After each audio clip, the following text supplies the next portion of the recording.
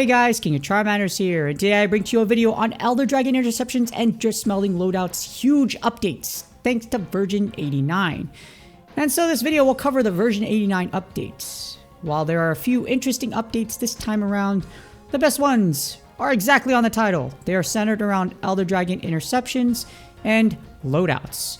So there's some pretty cool stuff in here. I will have a tip for the Loadouts portion at the end as well, because if you have full Driftsmelt skills and not pretending that you do have it so that you pretend you're good at the game whatsoever, but you actually have it, then this is going to be a really useful piece of information for you if you skip to that chapter, or you can read the rest of it or watch the rest of this video. If you do, I really do appreciate you. First, we're going to start off with the main features adjusted or changed. So the lock-on skill. So now, at version 89, after you sever a monster's tail, you can no longer lock onto it. So you used to still be able to lock onto the tail even after you sever it off, but after this, you will not be able to. Which kind of sucks, because if you use status sneak attack or sneak attack, you're going to just have to get used to targeting the leg if you already sever the tail, because you're already behind it if you sever the tail. But this is okay. Just adapt to it and should be okay. And now here's the big one. For your equipment. Long pressing equipment in the loadout icon will now display its detailed information, including its Driftsmelt skills. So see the Driftsmelting into loadout chapter for more info. So at the end of this video, you'll see a tips for this one. This is a big one, especially if you like Driftsmelting or have multiple full Driftsmelt builds. Definitely take a look at that. In addition, adjustments were made to the Halloween Party A and B sets. So parts from the A and B sets can be mixed and matched, and they will return to the in-game shop for a limited time. Not sure who asked for this, but if you love cosmetics, this is something you definitely will look forward to, especially if you love the Halloween sets. But wait, there's more! So for Elder Dragon Interceptions, by tapping an Elder Dragon Interception in the preliminary stage, this means while it hasn't started yet, so you don't see the icon for whatever Elder Dragon you're hunting, while you are in wide view mode, when it's in the preliminary stage, will now show the name of the Elder Dragon. I'll show you an example for some of these updates coming up, but yes, this is definitely a huge update, much needed, and now you're not driving around or running around or biking around like a chicken with your head cut off, and you know what that Elder Dragon is going to be. And here's some others. Dates for each Hunter medal will now show at the detail screen. So if you tap it, I'm going to show an example, but the date's pretty cool. Hey, this is the date you got it, which again, might not seem like much, but again, a little detail. Pretty cool to see the date on the memory you actually got it. And this is for the Korean language only. The error in the Happier Hunting medal's name has been fixed. Not sure if that doesn't matter much, but if you're really, like, detail oriented, that's definitely a good update for, I guess, yeah, if you're picky. So here's an example of the Elder Dragon Interceptions update when you're using wide view. As you see right there, this is not hatched yet, or if I'm just going off Pokemon Go logic. So this one hasn't started yet for the Elder Dragon Interception, but I tap on it and it says Elder Dragon Interception near Gigante. So this is really great, because now even though you can't tell the star level, you know it's near Gigante. With 3 of these out, this is a really great update. I still think the field's going to be really congested with 3, but at least you'll know which Elder Dragon is coming out after you tap on it from wide view.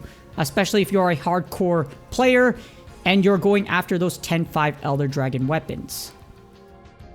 As for another example, here's the one about the medals. So you see right here, yeah, I'm the only content creator on the English side that went to Shibuya as far as like Monster Hunter Now YouTubers. But yeah, as you see here, bam, you now have a date of when you acquired it. So this is pretty cool. Again, doesn't really matter much, but if you're detail oriented, this is definitely something that's cool to look at. Moving on, we have future plans. Now this is a pretty big one. From Season 4 onwards, 8-star Elder Dragon Interceptions will appear more frequently than 6 stars. And 8 stars will still require HR 100+, so if you're trying to like skimp your way into it without having HR 100+, it's not going to work. But this is really great, because yes, 6 stars are there, but if you're looking to max out a weapon, 8 stars is what you need. So I wish this was implemented a while ago, especially during Global. Because when I was driving around trying to find Elder Dragon Interceptions, nothing is more disappointing than realizing that it's going to be a 6 instead of an 8. So the more 8s you have, the better. And 8 stars in general, you're going to go after 8. You're going to go after those rarity 6s the most anyways. Because the drop rates are so low, you need to be able to plan ahead.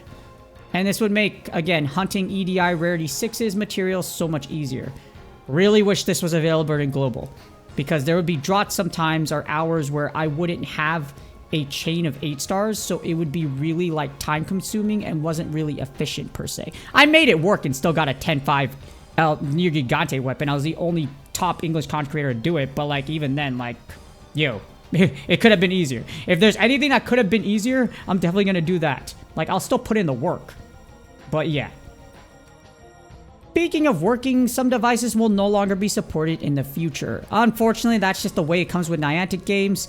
So for the iPhone 8 and devices of similar specs, they will no longer be supported on January 1st, 2025. So yay, Happy New Year to those of you that have an iPhone 8. I'm so sorry. It's just how it is. It's the same thing with Pokemon Go.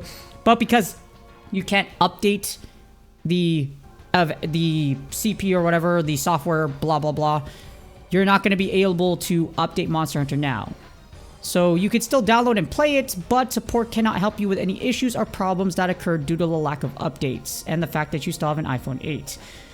I work really hard to have an iPhone 15, but I do understand that some people don't. So if you do have it, maybe it's time for an upgrade, or hopefully someone can hand you another phone that's beyond the iPhone 8, or if you have another phone that has similar specs, so that you continue to play Monster Hunter now.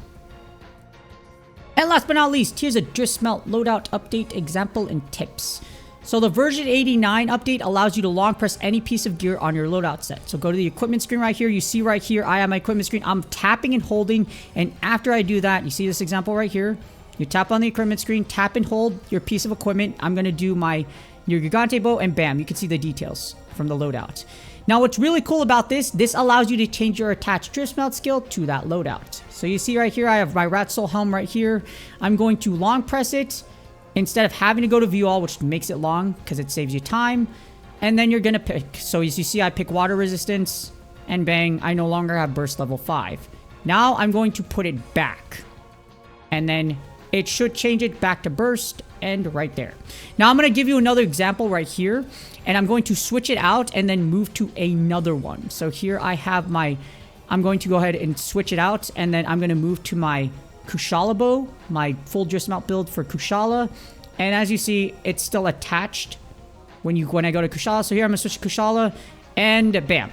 So it's still the same. It didn't change from ice attack. So again, this saves you a whole lot of time.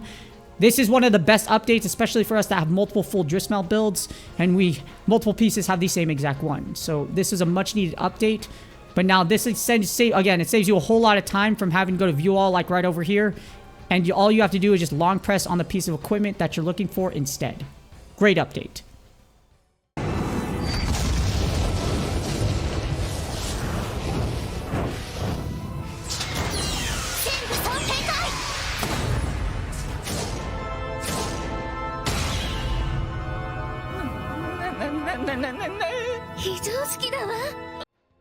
Yes, that's exactly how I feel as a result of this update. Now that you could attach Driftsmelts to my full Driftsmelt builds are all complete, and it feels so good to just switch between them, and now I'm at full power instead of seeing burst activate when I really wanted Ice Attack 5.